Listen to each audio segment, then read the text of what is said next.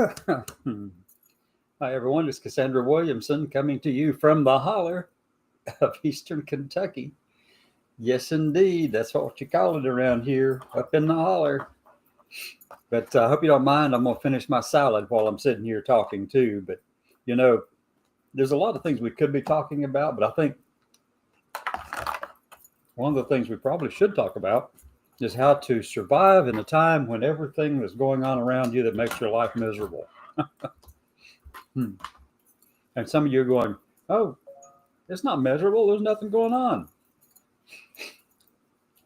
Well, that's probably because you're not aware of the rest of your fellow Americans and how things are turning out for them. So, anyway, I'm going to pull my microphone a little bit closer. Maybe that'll make it easier. There we go. So, anyway, today's been rather interesting. I've got to get my sister prepped for her EGD and colonoscopy, which is tomorrow morning at 6:15 a.m. in Pikeville, Kentucky. And yeah, at the Pikeville Medical Center. So we'll have to get up pretty early to get out of the house by uh, 5:15, maybe an hour before 5:15. Have to leave be ready to roll. Yeah, so it's going to be a long day.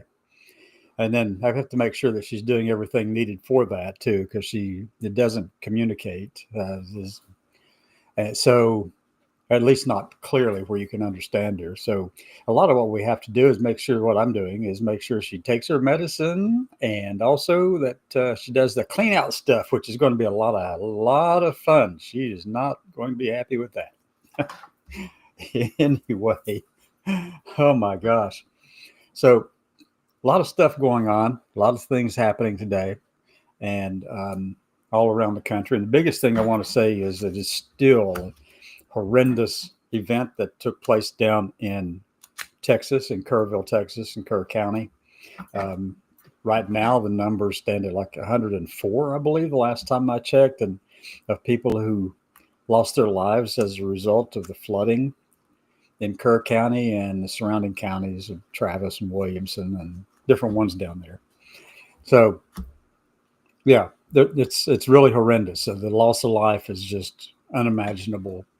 And I do have one message, though, for the Democratic Party. If anybody's listening in the Democratic Party, that $20 million that you've got, I had been saying spend it around here in Pike County and southern West Virginia and eastern Kentucky.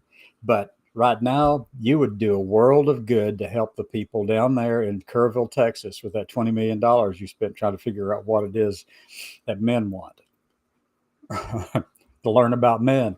That kind of money would go a long way down there, and the impact would go far beyond just there for you. There would be something that would actually be beneficial for the people there and help out, get them the resources they need. And rather than wasting money on some kind of stupid study like that. Oh my God, that just pisses me off to think that the Democratic Party would spend that kind of money trying to figure out what men want. Oh my God.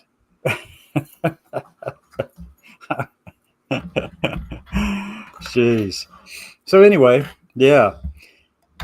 So my thoughts are with all the families down there and all the first responders and everyone out there searching and recovering and recovery and the cleanup and everything that's going to have to take place, and then the dealing with all the loss of life too. And that's horrendous. It's just a difficult thing, I know. So yeah, let's just keep them in your thoughts and keep thinking about that because they definitely need that. So a couple of things here, I suppose. I've been trying to figure out a way to engage with some people who disagree with me and my existence, my right to live freely in the country that I served. So that you can be free to actually do and say the things that you want towards me and against me and all of that kind of stuff. I serve so that you could hate on me. And hating on me and disliking who I am or whatever and what I represent, you have that right. That's what I serve for, right? That's what we all serve for. Your ability to think freely and to be free. Of course, I would love to see that kind of thing actually pulled back and given toward us and people in this community as well, because, you know, we have every right to live and exist in this country too. And every right. Um, we're out here trying to make a living, take care of our families, take care of our chosen families, or whichever one it is we're trying to take care of. It doesn't matter. And we're just trying to live and let live, and use the golden rule, do unto others as you would do unto yourself. Or another corollary of that would be love your neighbor as you love yourself. And it's easy to see whenever you don't love yourself, because you don't love your neighbor. And it's also easy to see when you aren't thinking about the golden rule, essentially living as part of your life, live and let live kind of thing. Whenever you can't let other people live because, your mind is focused on them. We've taken up real estate in your head, which is just crazy. Really, it really is just crazy. Why would you spend so much thought and energy on me, on my existence and my right to exist freely in this country? Why? And then make pronouncements against us. I mean, I don't get it. There are some things that I do agree with that's coming out of all of this. One is there needs to be an assessment that is done collaboratively with those who don't think we should exist. And that's kind of an adversarial type collaboration and research and science, and even in just conversations and meetings and groups. That kind of adversarial collaboration, or adversarial kind of connection, makes what we have stronger. There are people over on X, and I mean, who talk all the time about the immorality and all of this stuff, and the unethical positions taken by people who care for transgender people in the country and all that kind of thing. But every time I ask them to sit down and have a conversation about stuff like that, they won't, because it's solipsism. You know what that word is? Solipsism. It's a way of thinking that you're the only one who actually can think, that only you think, and only your thoughts matter. It's a position that I'm seeing more and more with a lot of people over here who say that who are learned. They've got degrees, or doctors in psychology and evolutionary psychology and all this kind of stuff, but yet they think that only their thoughts matter. They're unwilling to entertain any thoughts from me. And they blame our side, or my group, or this particular part of America. They say that we are closed-minded. Well, some of us are. Granted, some of us are unwilling to entertain other ideas and other possibilities and look at things more rationally. Yes, we are absolutely prone to that as well. But it's also over there with some of these people I'm seeing on X who have PhDs at the end of their name, Haltigan, and others. You're unwilling to actually entertain the possibility that you could be wrong because you think you're right. And what's the difference? I mean, really, what is the difference between those two ways of expressing things? There is none. Now, people on this side, Americans on this side who are like me, I mean, yeah, there's some out there there's a lot out there who are self-centered and selfish and think the world ought to go around them and that they deserve all the admiration in the world. Look, they're just people. You're just a person like the rest of us. Live like it. Think like that. Be the human being that you want others to be toward you. And that I'm talking to transgender Americans. If you went through male puberty, you have no business statistically competing against genetic females. There's a lot more to it. It's much more nuanced than that. But just to cut it down to bare bones considerations, I mean, if you neglect the fact that there's a lot of variation in those genes, some of them are on-off switches, but most genes aren't. They come on in a gradual slider switch kind of way. So anything is possible between male and female, or masculine and feminine. All of those possibilities exist. It's a slider switch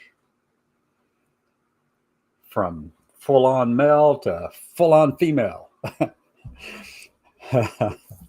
And that applies physically as well. I mean, there's no such thing as it being just black and white. But in order to speak to certain people, I have to use those terms to talk to them. And when it comes to sports, the science needs to be made stronger, but the only way we can make it stronger is if it is an adversarial kind of collaboration in these projects. If we shut out the thinking and ideological views of others, then you're not going to be able to capture half of the country or another portion of the country. You'll lack the intellectual capacity to connect broadly with a whole swath of people. You want to be able to do that, and it has to be done in kind of an adversarial way. That's been something in my thinking for oh my God, 50 years, literally 50 years. That's the way I've approached this. My entire life has been that kind of way, okay? That kind of method of thinking.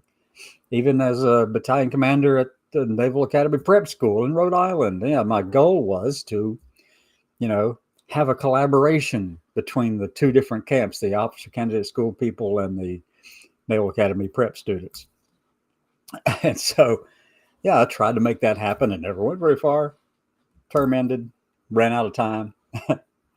But that's the kind of thinking that has gotten me where I am in terms of my thinking too, and doing all kinds of other things along the way.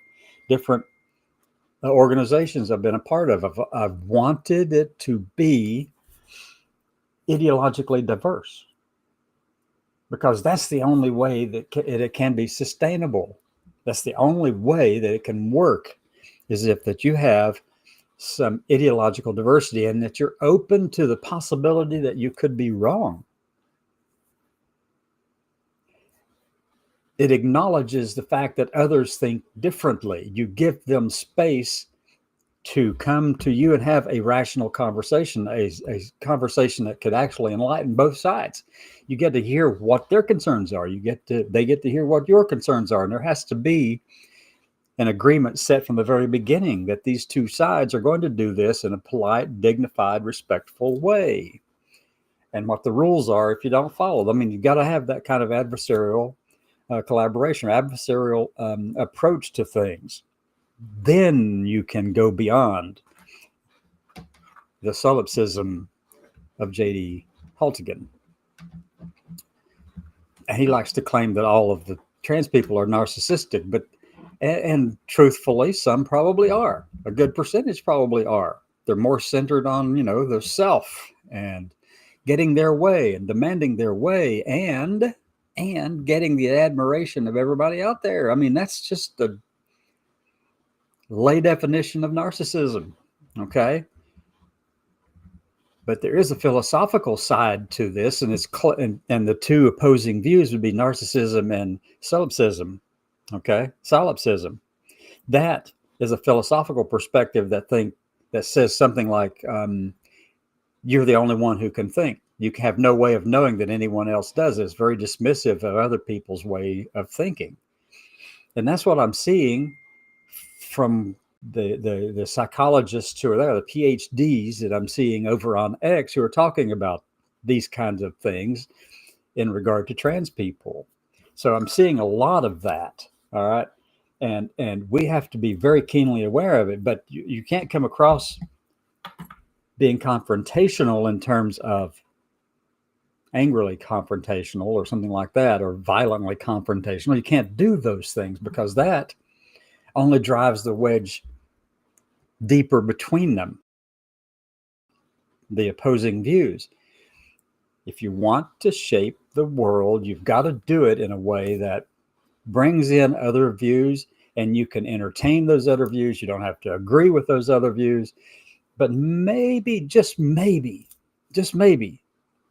You can change hearts and minds by working together. Now, when one side completely dismisses the opinions and views and ideologies of the other side, it's hard to cross that bridge. It's almost a bridge too far. I mean, it's almost difficult to do. It can be done deliberately, but you have to have people willing on all sides, not both, just on all sides, to sit down and have a rational conversation. We need more of that. That's what's missing. And that's what I can tell you just from me in the holler here, Cassandra in the holler. That's what I see.